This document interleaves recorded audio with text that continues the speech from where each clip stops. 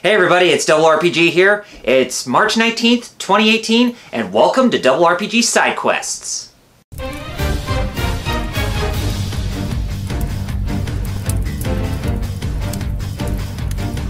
You heard about that Switch JRPG coming this July that goes by the name of Octopath Traveler? Yeah, it's that new JRPG that's all sprite-based and in HD that's being published by Square Enix and being developed by Acquire.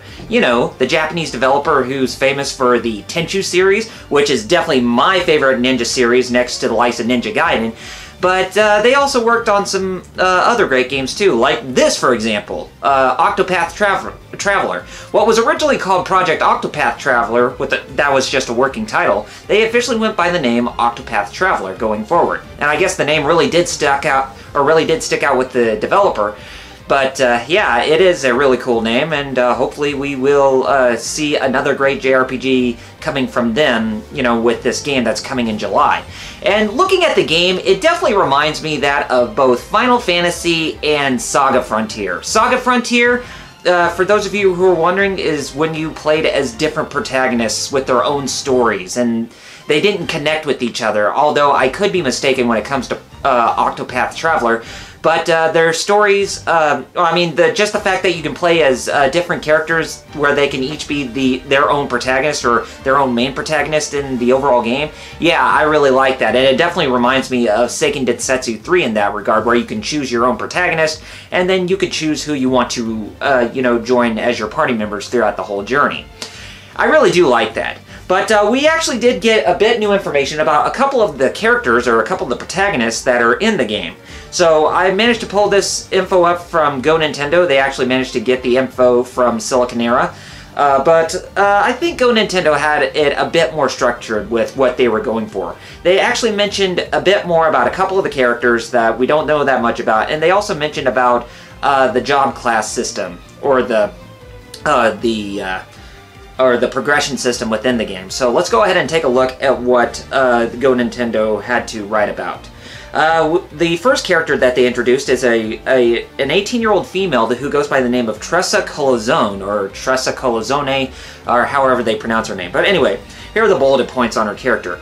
She's 18 years old, used to work at a lodging house in a port city run by her parents, used to look at the sea and think about what she really wanted to do and to achieve. She stayed like this until a merchant ship appeared on the horizon. Her ability in the field is to buy items from non-playable characters. This allows the player to acquire rare items that aren't sold in stores. In combat, she can spend money to summon mercenaries to fight on her behalf. She can share BP with her companions and cure her own HP and SP. Alright, so that's Tressa right there, and the second one is Alphen Greengrass. And he's an apothecary, so he's mainly a healer who you can play as. He's 21 years old, hot-tempered, saved by a traveling apothecary when he was a kid. The man who saved him gave him medicine without requiring payment.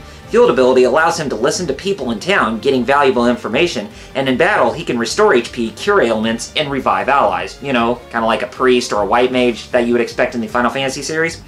Now, they get into a bit more detail about the job, or the progression system in the game.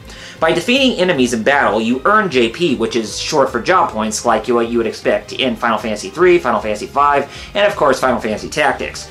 By defeating enemies in battle, you earn job points separate from experience gain. By using JP, the player can master abilities specific to the job. Apart from the basic job each character has, they can equip a battle job. That's kind of interesting. This changes stats according to the equipment worn.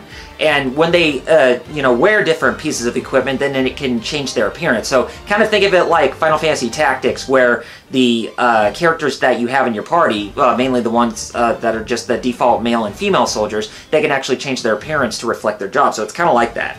It also increases the number of weapons that can be equipped, and lets the character master the abilities of that job. All abilities that are unlocked are available on that characters, or on those characters, and switching jobs changes the look of the characters, like I mentioned from before. So yeah, and I also will post a couple of screenshots, which I'll show you right here, what both Tressa and Alphen look like, so that's what they're going to be.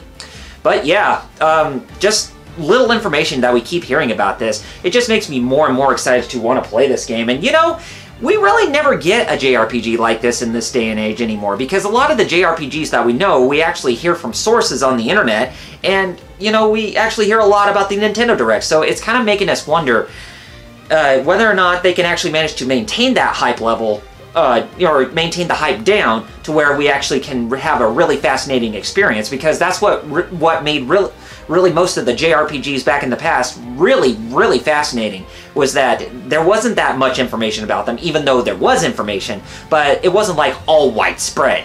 It was just pretty much minimal, or they were pretty much minimal, and the experiences within games like Secret of Mana, Final Fantasy VI, Final Fantasy VII, SaGa Frontier, Tactics Ogre, Final Fantasy Tactics, and, you know, all those other JRPGs that we know and love, and Star Ocean, and Dragon Quest, and Valkyrie Profile, they had their information kept at a minimum, and the experiences that we got after they were released were very, you know, just legendary by all means. So hopefully Octopath Traveler can do the same thing, but I wouldn't be surprised that there will be negative Nancys who will nitpick every single thing that they don't even like about the game, which is why that when it came to Secret of Mana HD, the Secret of Mana remake, that there was a lot of people nitpicking that game to death because they think it tainted the original, or they just think it didn't hold up to the original. For me personally, I think it holds up to the original in different regards, but not based on what the critics are saying and what the negative Nancys and the nitpickers are saying, but I really like it for what it is. So, but for for Octopath Traveler being an original IP and being in 2D pixelated sprites and having a really nice HD look with what both Acquire and Square Enix are achieving with this game using Unreal Engine 4, I definitely think we have ourselves a good revival for another 2D based JRPG franchise. But who knows? We'll just have to wait and see when that game comes out on July 13th, 2018, and I think that arrives in the West for all regions, or it's a simultaneous worldwide release, but I'm not entirely certain. But there's also a collector's edition of the game called the Wayfarer Edition, and you can guarantee that I'll be doing an unboxing of that when it comes out in July, but that'll be coming out sometime in the future. But yeah, just wait for me on that. Alright, now let's go ahead and take a look at the comment from my last SideQuest video where I talked about Ys 4 Memories of Celceta coming to Steam. And this is what MegaMike15 had to say, and thanks very much for commenting, MegaMike. I really want to get a lot of different people who I can mention and highlight in the from their comments that they're made to get their YouTube channels featured in the description of every SideQuest video I do. But anyway, here's what you had to say. Could this mean the other two mystery games are the Crossbell games? And the Crossbell games, what MegaMike15 are talking about, is from the Legend of Heroes IP.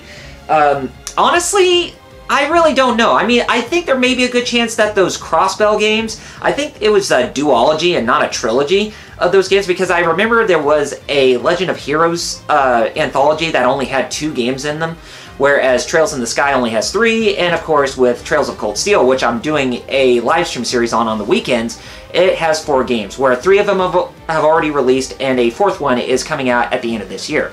But, you know, I wouldn't even put it past Xseed to put those games at least out on PC, since they're, you know, kind of old, and I really don't think they want to shove the resources and money to localize those games for a console release, because I really think that Steam would be a much more viable platform, which they seem to be doing really well with at the moment. So if those Crossbell games are the ones that are coming, hopefully, but for me personally, I just want to hear Xseed Games announce localization for Trails of Cold Steel 3.